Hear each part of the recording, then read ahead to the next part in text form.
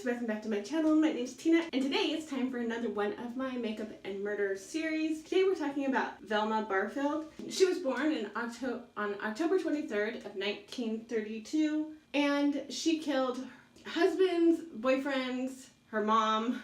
Because of what happened after her conviction, this has had a lot of press in the past. While I'm talking about this case, I'm going to be doing a look. They're kind of a 1980s theme. To get started with that, I'm going to use my regular primers and foundation. So I have MAC and Wet n Wild foundation. Thank Me Later primer by Mott. I will also be using her eye primer. Velma's early life, she was born in North Carolina and her dad was an abusive alcoholic. He beat and raped her and her siblings. A lot of serial killers come out of those situations, but so do a lot of people, a lot of really good people who do a lot of good in the world. I don't know what causes this to make people go one way or the other with it, but it is a huge factor in depicting how things turn out in life. She dropped out of high school and she married Thomas Burke in 1949. By the time she was 19, she had 2 kids. At that time, this wasn't super uncommon. It's just the way things were at that time. At first, everything, seemed to be going pretty well. She seemed to have a pretty good life. Everybody seemed pretty happy. And then her husband in 1966 was involved in a car accident and he had significant head trauma and he stopped working. He turned to alcohol. At that point, her life takes a drastic turn. I don't know if he became abusive then or anything like that. It's a good possibility that that happened. I don't know for sure. But for my brows, I'm going to use the Brow Gal. So he's turned to alcoholism. She turns to drugs. She turns to Valium and antidepressants and starts abusing them. It seems like her life took a real turn at that point. In 1969, Thomas is in a house fire. Her and her kids aren't at home, thankfully. He died supposedly from smoking while sleeping. The mattress caught on fire. So she marries another guy, Jennings Barfield. He was dead within 6 months. At this point, she's very addicted to drugs and she needs lots of money. He just wasn't bringing it in for her. He had been sick prior to her marrying him, so nobody really looked into his death too much because he had multiple medical problems.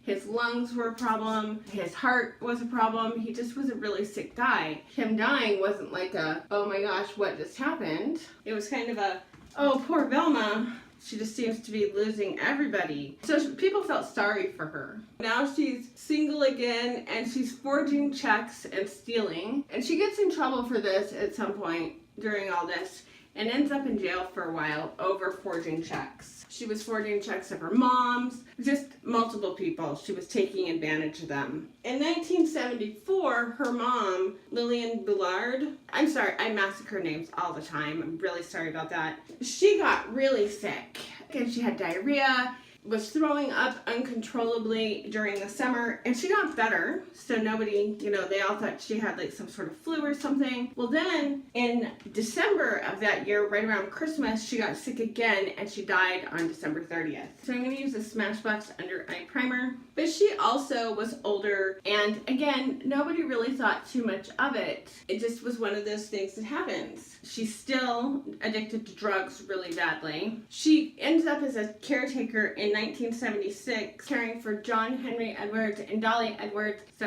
in 1976 in December, John Henry dies, and then in January, a little over a month afterwards, Dolly Edwards dies. Again, they're elderly, nobody thinks too much of it. She was hired to care for them, but at the same time she was caring for them, she was stealing from them. That was her whole MO. She was addicted and she was stealing and she needed money, and this is how she went about getting money. And then when they were catching on or something, she would kill them.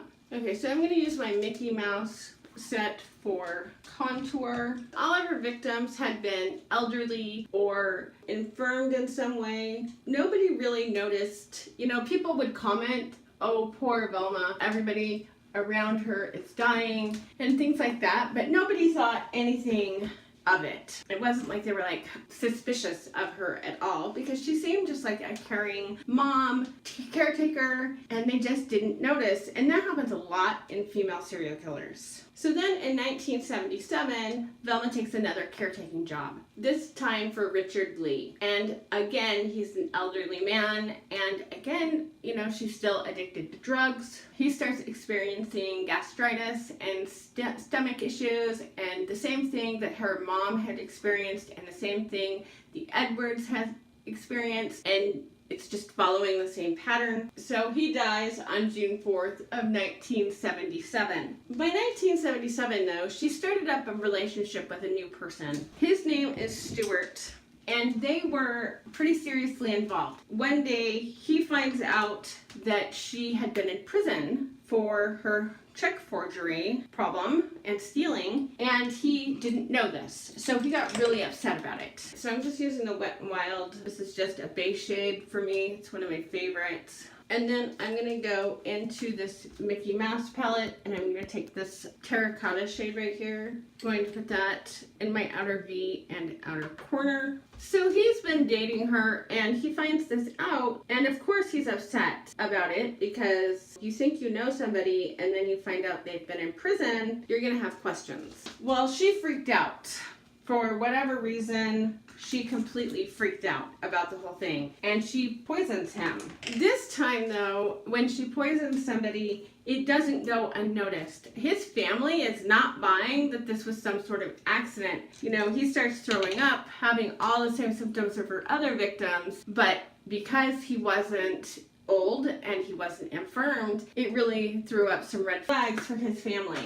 I'm going to take Ife out of the Juvia's Place Magic palette, and I'm just going to start building up my outer V and outer corner. She was also forging checks on his account, so when he finds out that she's been in prison, yeah, she just completely loses her mind and decides to kill him. Because that's her MO. Whenever she gets cornered, whenever things aren't going, you know, how she wants them to go, or she needs something, she kills. That's what she does. While he was dying, she was, of course, nursing him at the hospital, but it happened really quickly, and of course he was young. So they order an autopsy, and he has arsenic in his system. So they arrest her, and she goes to trial, and she's convicted for his murder. I don't believe she was ever convicted for anybody else's murder, but she's sentenced to death for his murder in North Carolina. Her sentence, because she was sentenced to death, just the timing of it stuff, there was a lot going on about the death penalty at that time. They had removed the death penalty, then brought it back.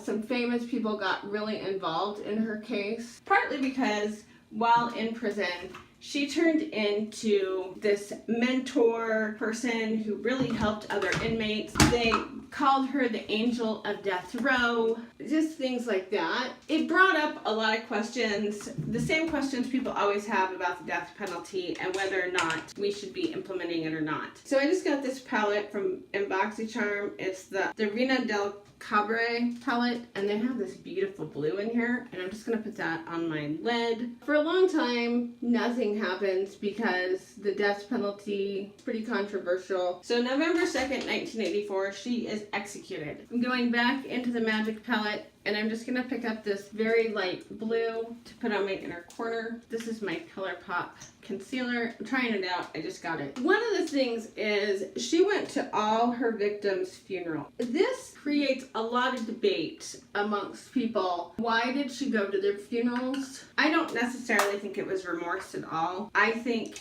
this was something she did telling herself it was remorse, but I don't think it was. This was just her trying to keep up appearances. I think that because I think in her mental state she was at that time, because she was so addicted to drugs. That comes along with a lot of lying, conniving behavior. Their main thought is, how do I get away with something? It isn't about the other person at all. It has nothing to do with that. So I'm just not buying that part. As she herself has said, you know, she wasn't a good person at that time. This is where we start getting into, you know, what do I think? This is a Milani peach seed oil. I really like the way this moisturizes my lips before I put on a liquid lipstick. Now for my Super Cat eyeliner, and I'm gonna use the Butter London mascara and Too Faced powder. And the other thing I kept hearing about when I was listening to people talk about her case from people who are supposed expert, and I'm going to say supposed because being an author doesn't make you an expert on human psychology. A lot of them kept saying she changed around the time she had a hysterectomy and it created this personality change in her. And I just want to make this clear to any woman out there. Having a hysterectomy does not change your personality at all. They've done studies on this. It doesn't do that at all. This is not going to make you a psychopath. It's not going to make you anything like that. And the fact that this is still being said by a so-called expert really irked the shit out of me. I don't buy it, and you shouldn't either. It's not true. It doesn't happen. It's an old myth-based belief. It's bullshit. Basically, they have in fact done studies on this, and they found that it doesn't change your personality at all. I've had a hysterectomy and it didn't change me at all. It made me a little less moody, so I was less likely to kill people because I was less moody. That's about it.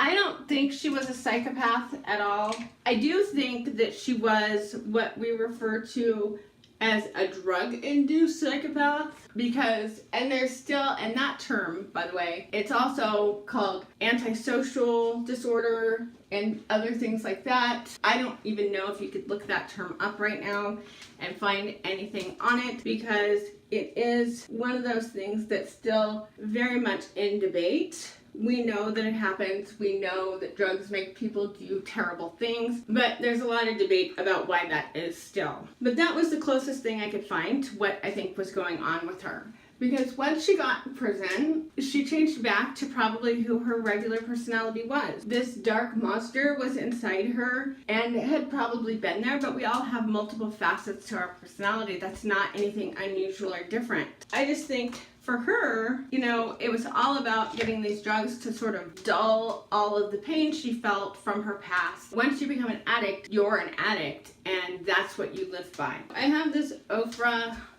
Dusty Rose blush in the 80s because this is an 80s look. I'm going to use this kind of for creating contour. For lipstick, I'm going to use this red from ColourPop. Looks like that. So highlight wasn't really a huge thing in the 80s, but it is now. And this is like an updated 80s look. I'm just going to use some Ofra. If I really wanted to do 80s, I'd put on really dark foundation, because that was what you did in the 80s. I think that this is a case of drugs absolutely took over her personality and brought out a part of it that she probably never would have been in touch with had it not been for the drugs. I know that it had nothing to do with her having a hysterectomy, and it makes me cringe whenever I hear that. Like, literally, I cringe. Because there are certain things that can hormonally happen to women that can cause something like this and a psychosis. Having a hysterectomy is not one of those things. She acted in callous disregard for people. That's the part that